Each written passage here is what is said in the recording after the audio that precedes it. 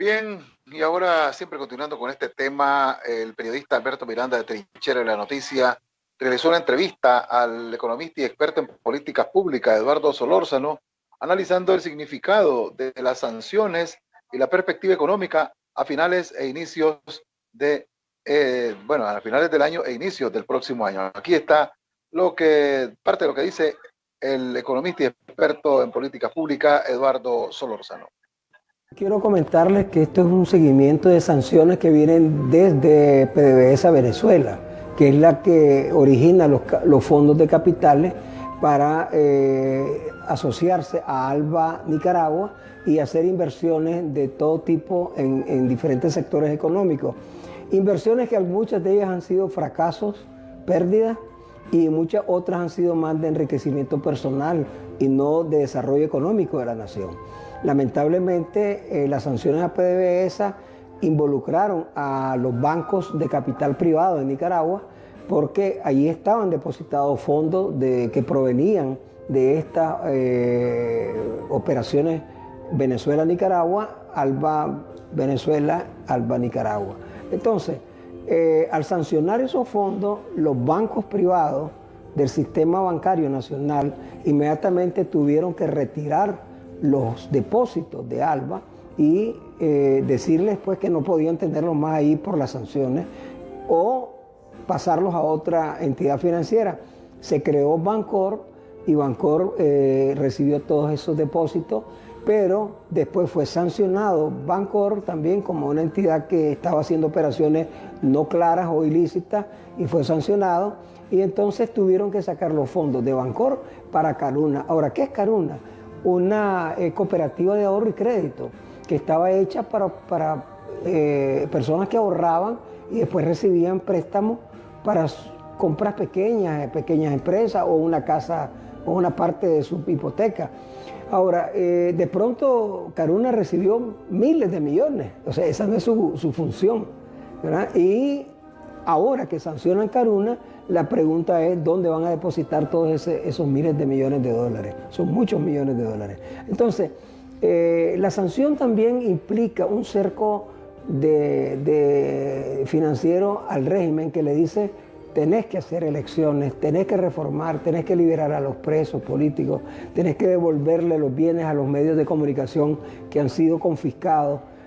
Hay que hacer esto para que el país pueda de nuevo tener una normalidad, y solo así serían levantadas las sanciones. Las sanciones son sanciones que las busca el régimen por su actitud. No es que las piden los nicaragüenses, ni tampoco quieren dañar a los nicaragüenses. El otro tema es sancionar a la funcionaria de más alto rango en la Fiscalía General del Estado. Es decirle que la representante de la defensa de la ciudadanía, que se supone es la Fiscal General del Estado, que representa los intereses de la sociedad como Estado y es la que acusa en los juzgados a los diferentes delitos, en este caso se han visto envueltos en acusaciones falsas, en pruebas falsas, de acuerdo a lo que dicen las investigaciones de la Comisión de Derechos Humanos nacionales e internacionales, y también los familiares de los presos políticos han dicho que muchos de los testigos que lleva la Fiscalía no es realidad, son fabricados. Entonces, ahí con esa sanción se está diciéndole: esa fiscal no representa de manera honrada el sistema democrático de defensa de un país. Y el otro es el sancionado Poloski. Poloski es un ciudadano norteamericano que ya era conocido desde los años 80. Él vino, recordamos de él porque tuvo un acceso muy cerca al presidente Ortega.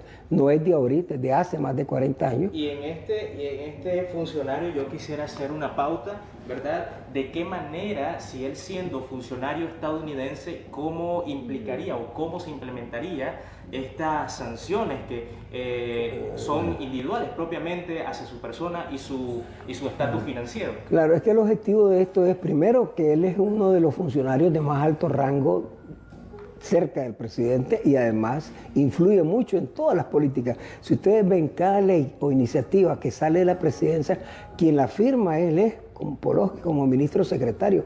La envía el presidente, pero él es el intermediario funcionario entre la presidencia y los poderes del Estado. Y por otro lado, se ha dicho mucho que él es la persona de confianza para mover recursos en inversiones en bienes y raíces, en propiedades en Europa, en los Estados Unidos. Entonces, todo lo que este señor tenga a su nombre o a nombre de donde haya estado él de por medio, va a ser perseguido por estas sanciones. Eso pone en riesgo la evasión de capital que se ha ido de Nicaragua y que es producto posiblemente de irregularidades en el manejo de los proyectos ALBA, pero eso pues lo va a determinar las autoridades pertinentes en su momento, ¿verdad? Los Estados Unidos lo que está haciendo es sancionar, significa que los bancos norteamericanos, que son el eje de transacciones financieras mundial, no permite aceptar operaciones con Caruna, ni con la fiscal Guido, ni con los sancionados. Son más o menos 24 funcionarios que ya el Estado de Nicaragua tiene sancionados. Entonces, tenemos una situación crítica que afecta la imagen de país. Ahora, dentro de la imagen país, las personas se preocupan también, la población se preocupa porque imaginan que esto también afecta a la economía nacional. ¿Es de esta manera afecta a la economía nacional las sanciones a cada funcionario público o a cada alto rango del gobierno Ortega Murillo? Mira, de mi punto de vista, lo que yo enfoco es que estas sanciones son a funcionarios que se han enriquecido de acuerdo a la Oficina del Tesoro de los Estados Unidos y a investigaciones locales que han hecho agencias también, donde más de 5.000 millones de dólares pasaron por los fondos Caruna, por los fondos, perdón, ALBA. Ahora, ¿qué es lo que pasa? ¿Afecta en qué sentido? A que la administración de un país es la cara de un país, relativamente es el primer mandatario.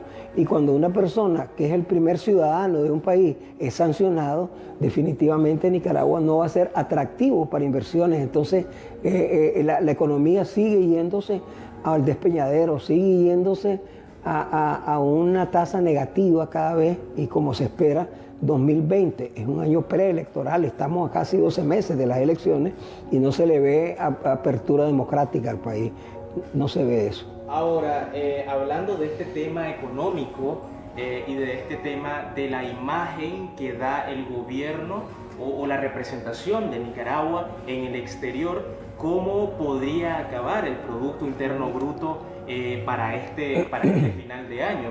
¿Terminaría en números negativos o se mantendría al igual que los años anteriores? Lamentablemente la tendencia es a que siga decreciendo. Es un pastel que no se puede distribuir a tantos sectores que necesitan en esa economía beneficios en políticas públicas sociales, de educación, de salud. Y en la medida que se encoge, pues el régimen está apretando más con impuestos, está buscando compensar, recoger más dinero con embargos a los medios de comunicación, a la familia de Chamorro, a los confiscados. Estamos volviendo al tema de la confiscación, nada más que a través de juicios, pues, un poco más disimulado. Y la economía no va a responder porque la economía es sensible a la actividad económica que esté vigente. O sea, no hay transacciones tan importantes, los puestos de empleo se han reducido, hay mayor cantidad de gente en el desempleo y lamentablemente no hay mejoría porque no hay voluntad política. Era parte de la entrevista que brindó el licenciado Eduardo Solórzano.